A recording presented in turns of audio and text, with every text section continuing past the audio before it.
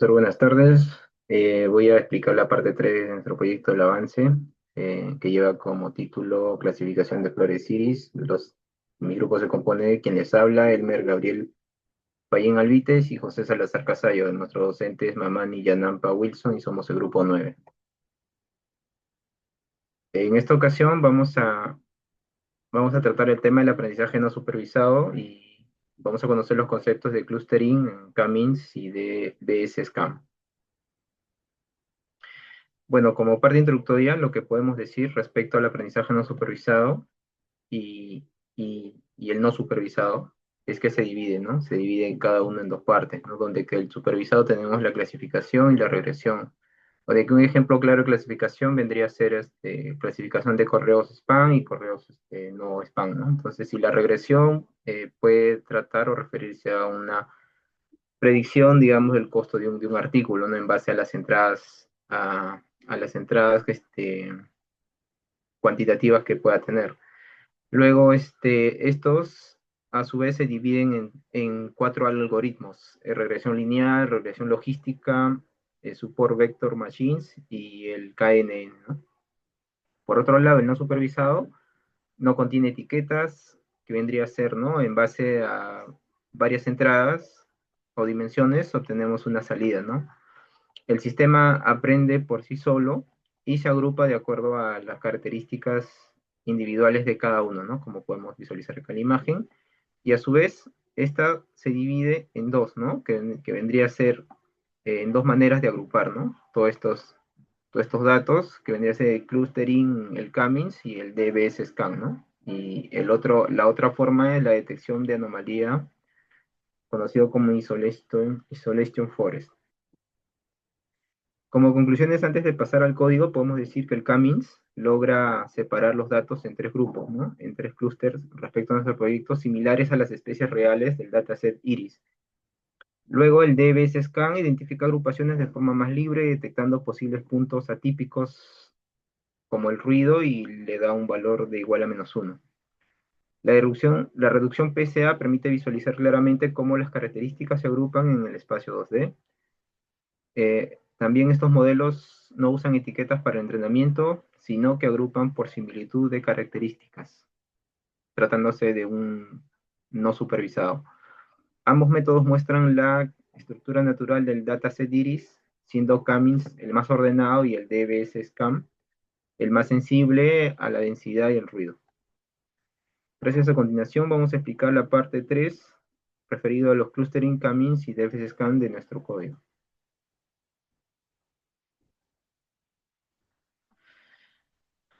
Bien, empezamos leyendo el encabezado de nuestro código, nuestro proyecto Clasificación de Flores Iris, en grupos 9. El avance 3 trata del aprendizaje no supervisado. Y los integrantes, quienes hablan, el Payín Alvites y José Salazar Casayo.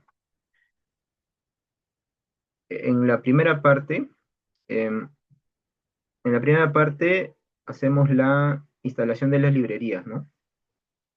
Como primer punto, podemos ver el pip install leer pandas myplot seaborn, que refiere a la instalación de las librerías necesarias para poder desarrollar nuestro código, ¿no? Luego las librerías más conocidas como el pandas, import pandas ASPD, que vendría a ser para tratar nuestras tablas, manipular nuestras tablas de data frame. Luego está el import matplotlib, pyplot as plt, que sirve para graficar. El seaborn as sns, que también nos sirve para graficar. Y el Cummings y el DSSCAN nos sirven para agrupar los grupos, los algoritmos de los clustering, ¿no? Luego tenemos como siguiente punto la carga de datos y cómo crea el data frame, ¿no? En este caso, el iris, el load iris igual a load guión bajo iris, nos devuelve un código, nos devuelve un objeto con la data frame, ¿no? Ya cargada. Luego se crea en ese data frame las cuatro características, ¿no? Sobre el cepal, el petal y el largo y el ancho, ¿no? Luego el df space añade la clase real, que anteriormente habíamos comentado el 0, el 2 y el 1, donde que el 0 significa la cetosa, el 1 la versicolor y el 2 la virgínica, ¿no? En ese clúster no vamos a usar etiquetas para entrenar, pero sí las guardamos para hacer comparaciones más adelante en los resultados.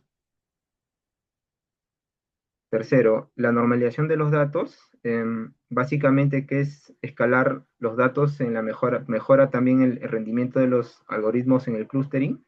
Tenemos el scaler, estándar scalar, ¿no? Que centra los datos en media cero y la división estándar en uno, ¿no? El Cummings y el DBSCAMS, cabe mencionar que son sensibles a la escala de las características, ¿no? Si una característica tiene mayor rango, dominará la distancia euclidiana, ¿no? En este caso, el escalado lo que hace es evitar eso. Luego tenemos la reducción de dimensiones, ¿no? Que hablamos que mejor es trabajar con 2 dimensiones que con todas las dimensiones que vimos a un inicio. Entonces lo que hacemos es aplicar el PCA igual a PAC número de componentes 2, ¿no? Que reduce las 4 dimensiones que vimos en un inicio a solamente dos direcciones principales, ¿no? PC1 y PC2, que retienen la mayor varianza posible. Luego el XPAC, PCA, es la representación 2D de cada muestra idéntica para poderlo graficar, ¿no? Y el DF PCA Species y DF igual a DF Species, lo que hace es incluye los componentes y la etiqueta real para los trazados comparativos, ¿no? Cabe mencionar que el PCA no solo se utiliza para visualización de los clústeres, también nos sirve para calcular el escalamiento y todas las dimensiones, ¿no? En nuestro código.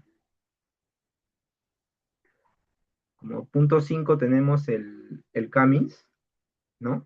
Donde podemos encontrar ahí el n, en la variable n Cummings igual a Cummings, entre paréntesis n cluster igual a 3, nos está indicando que el iris tiene 3 especies.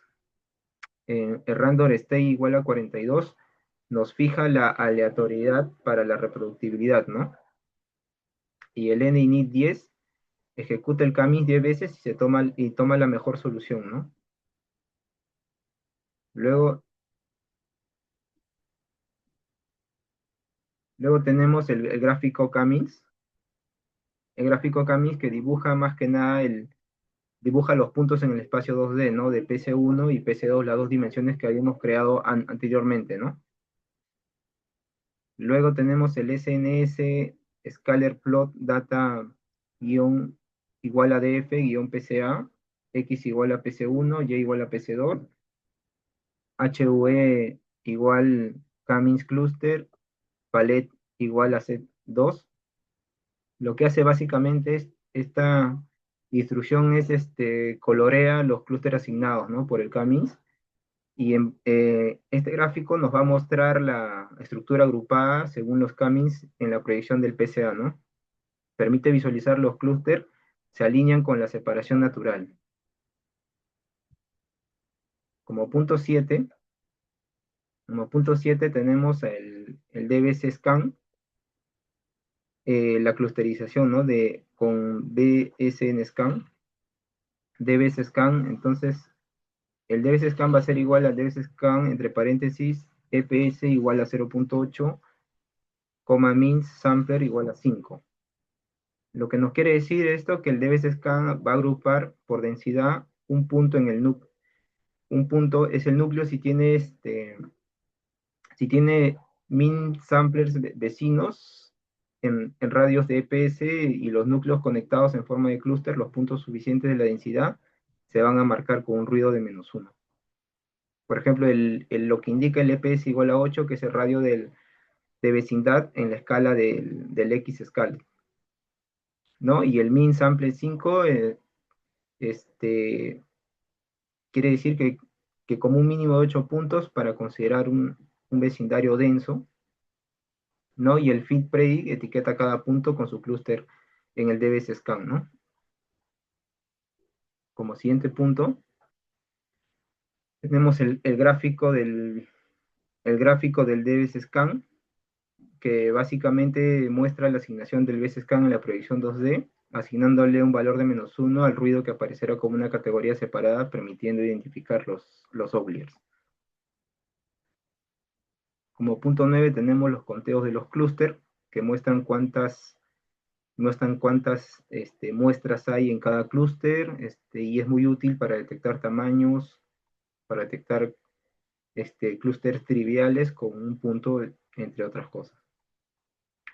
Y por último, la comparación de entre las muestras reales, ¿no? Que muestra la verdadera clasificación de especies en la proyección 2D, considerando las especies, ¿no? Que son la setosa, la versicolor y la virgínica, según los números que le hemos nosotros asignado.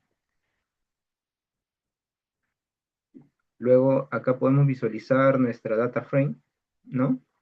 Y el primer gráfico que nosotros tenemos es el clustering con el Cummins del Iris Dataset. Entonces aquí lo que podemos visualizar es que, ¿qué podemos buscar, ¿no? Con esto, ¿no? Los puntos del mismo color que estén cercanos entre sí. Acá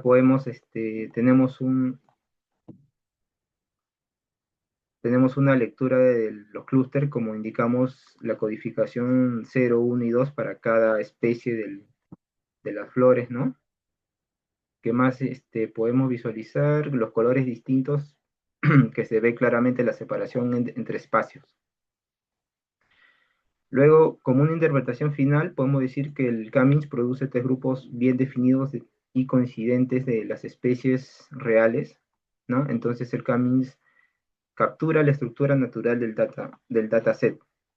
Si un clúster está mezclado, indica que la especie no es linealmente separable con las características dadas, ¿no?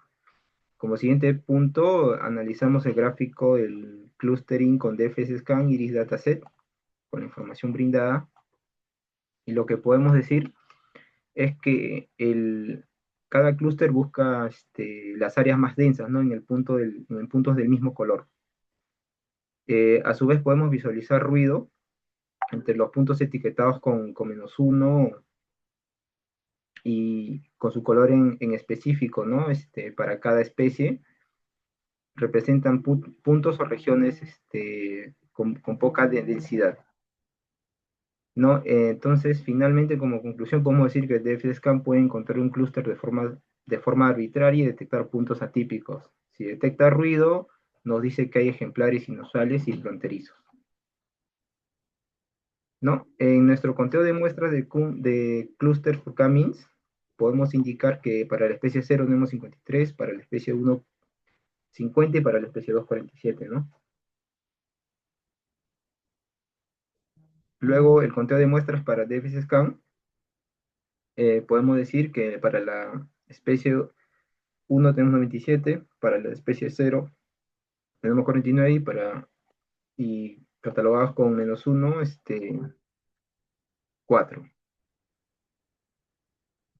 Luego la distribución real de especies del Iris Dataset es este gráfico de aquí, ¿no? Donde que está compuesto por en el eje horizontal el componente principal 1 y en el eje vertical el componente principal 2, ¿no? Ya que lo habíamos convertido a dos dimensiones, podemos visualizar ahí los colores en base a las especies, el 0 para la setosa, el 1 para la versicolor y el verde para el 2 para la virgínica, ¿no? Entonces, el gráfico muestra que el dataset iris tiene una estructura natural de agrupamiento de clústeres, especialmente en las variables de los pétalos, ¿no? Lo que justificaría aplicar el aprendizaje no supervisado, como el Cummins o el DBS-Scan, ya que existen grupos distinguibles incluso sin conocer las etiquetas. Luego, ya que existen grupos así, en resumen, nosotros lo que podemos decir es que las flores setosas son fácilmente separables que las versicolor y la virgínica, ¿no? Que forman clústeres cercanos, pero no completamente disjuntos, ¿no? Eso es básicamente lo que podemos analizar del último cuadro. Eso sería todo. Gracias.